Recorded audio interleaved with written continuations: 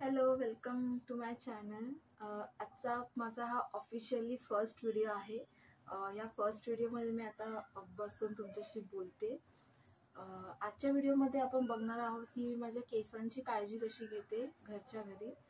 तर बेसिकली आजच्या व्हिडिओमध्ये आपण हेअर ऑइलिंग करणार आहोत आणि हेअर ऑइलिंग करण्यासाठी मी काय गोष्टी यूज करते, कशा पद्धतीने ते ऑइल मी प्रिपेअर करते ते मी आज तुमच्यासोबत शेअर करणार आहे. अशा बऱ्याचशा DIYs आहेत जे मी माझ्या skin care, hair care, body केअरसाठी यूज करत असते. ते मी हळूहळू तुमच्याशी शेअर करेनच. तर आजच्या व्हिडिओमध्ये आपण जे ऑइल प्रिपेअर करणार आहोत त्यासाठी मी यूज करणार आहे हे रोजमेरी लीव्स. तुम्हाला कदाचित हे उलटं दिसत असेल. हे ना पॅकेट मी मिशोवरून मागवलं होतं. याची लिंक मी तुम्हाला डिस्क्रिप्शनमध्ये देईन किंवा पिन कमेंटमध्ये देईन, तुम्ही चेक करू शकता. त्याच्यासोबत ना मला हे ॲप्लिकेटरसुद्धा मिळालं होतं, पण मी सध्या हे ना हेअर ऑइल अप्लाय करायसाठी नाही यूज करत. मी हे एका वेगळ्या कारणासाठी यूज करते. ते सुद्धा मी कधीतरी शॉर्ट्समध्ये वगैरे मी अपलोड करेन की मी ते कशासाठी यूज करते. तर आधी आपण ऑइल प्रिपेअर करूयात. आता आपलं हेअर ऑइल प्रिपेअर करण्यासाठी इथे मी 1 चमचा आपले जे रोजमेरीचे जे लीव्स आहेत ते घेतले. याच्यामध्ये तुम्हाला कोकोनट ऑइल मिक्स करायचं आहे, तुम्हाला जेवढं हवं आहे तेवढं. त्यानंतर त्याच्यामध्ये ॲड करायचं आहे आपल्याला कढीपत्त्याची पानं. आता हे जे ऑइल आहे हे आपल्याला चांगलं बॉईल करून घ्यायचं आहे आणि गाळून घ्यायचं आहे. आता हे ऑइल ना छान बॉईल करून थंड करून घेतलंय. आपलं ऑइल प्रिपेअर झालेलं आहे इथे, तुम्ही बघू नाही शकत आहात कदाचित. तर आता हे ऑइल आपल्याला अप्लाय करायचं आहे. तर त्यासाठी पहिले तर आपल्याला हे ऑइल जे आहे ते सेक्शन वाईज अप्लाय करायचं आहे.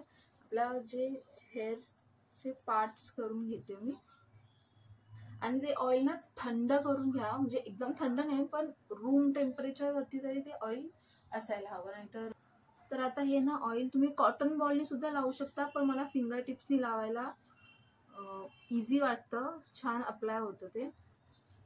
ऑइल अप्लाय करताना तुम्हाला तिथे म्हणजे बोटांमध्ये तुम्ही ऑइल जेव्हा घ्याल तेव्हा तुम्ही स्कॅल्पमध्ये लावाल तेव्हा तुम्हाला मसाज करत करत ते ऑइल लावायचं आहे. आता हा पार्ट झाला. त्याच्यानंतर आपल्याला सेकंड पार्टिशन करून घ्यायचं आहे केसांचं अशा पद्धतीने. आणि जे बाकीचं ऑइल आहे ते लावून घ्यायचं आहे. तर अशा आपल्याला पूर्ण केसांचं जे आहे पार्टिशन करून ते ऑइल व्यवस्थित अप्लाय करून घ्यायचं आहे. स्कॅल्पला माझं ऑइल लावून झालेलं आहे. तर जे बाकी जे अजून ऑइल जे शिल्लक आहे ते नंतर तुम्हाला अशा पद्धतीने तुमचे जे केसांची लेंथ आहे त्या लेंथला लावून घ्यायचं आहे. त्याचबरोबर तुमच्या केसांचे जे हा जो शेवटचा भाग असतो त्याला सुद्धा लावून घ्यायचं आहे, त्याला विसरायचं नाही. जे रोजमेरी लीव्स यूज केल्यात त्यांनी तुम्हाला तुमची हेअरची जी ग्रोथ आहे ती बूस्ट व्हायला हेल्प होते. आणि जो आपण करी लीव्स यूज केलेत, कढीपत्त्याची पानं जी यूज केलेत त्याच्यामुळे तुमची जे तुम्हाला जर का हेअरफॉल होत असेल तर तो हेअरफॉल सुद्धा कंट्रोलमध्ये येण्यासाठी मदत होते. तुम्ही कोणताही hair care, skin care, body care करत असाल तर सगळ्यात पहिली गोष्ट जी तुम्हाला लक्षात ठेवायची आहे, ओके आता माझं हेअर ऑइल लावून झालेलं आहे.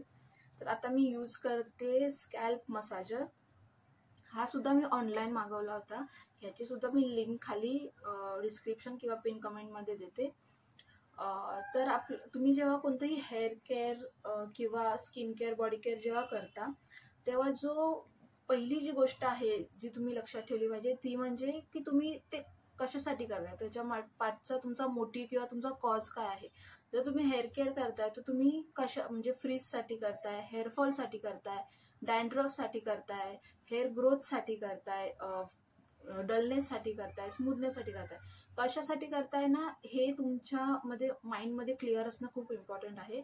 आणि त्यानुसारच तुम्हाला DIY किंवा जरी तुम्ही प्रोडक्ट जर यूज करत असाल तर ते तुम्हाला त्यानुसारच यूज करायचे आहेत, तरच ते तुम्हाला बेनिफिट देतील. फक्त असं नाही की एखाद्या व्यक्तीला तो प्रोडक्ट छान वाटतोय किंवा तो प्रोडक्ट तो यूज करतोय, एखाद्या व्यक्तीला त्या प्रोडक्टने बेनिफिट झालाय तर ते तुम्हाला सुद्धा होईलच असं नाहीये. तर फर्स्ट तुम्ही स्वतःची रिसर्च करून जरी तुम्ही काही DIYs किंवा प्रोडक्ट्स घेत असाल तर फर्स्ट तुम्ही तुमचा कॉज लक्षात ठेवा की तुम्ही कशासाठी करताय.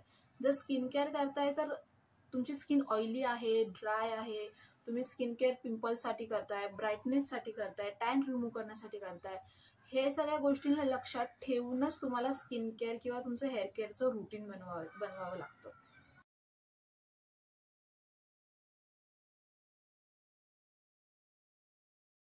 ओके, सो माझं हेअर ऑइलिंग करून झालेलं आहे.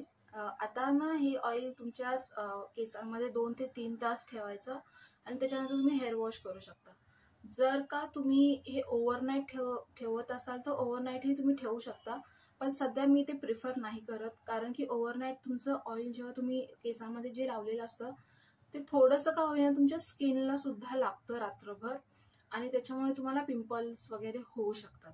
तर त्याच्यामुळे मी सध्या तरी ओव्हरनाईट माझं ऑइल नाही ठेवत. तो मी हेअर वॉश केलेला आहे. माझे जे हेअर आहे ते मी नॅचरली ड्राय करते. मी कोणताही एअर ड्रायर वगैरे यूज नाही करत. आता मी हे असेच ठेवणार आहे, ते नॅचरली सुकतील तेव्हा सुकतील. अजूनही थोडे ओले आहेत.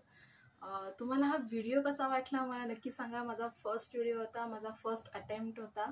कसा वाटला मला नक्की सांगा. आवडला असेल तर कमेंट करा, शेअर करा आणि सबस्क्राईब करायला माझ्या चॅनलला विसरू नका. कोणते व्हिडिओ या चॅनलवरती बघायला आवडतील तेही कमेंटमध्ये सांगा, मी ते नक्की ट्राय करेन. मी विचार करत होते की माझ्या जे साडी कलेक्शन आहेत त्याचा एक व्हिडिओ बनवावा. Okay, bye.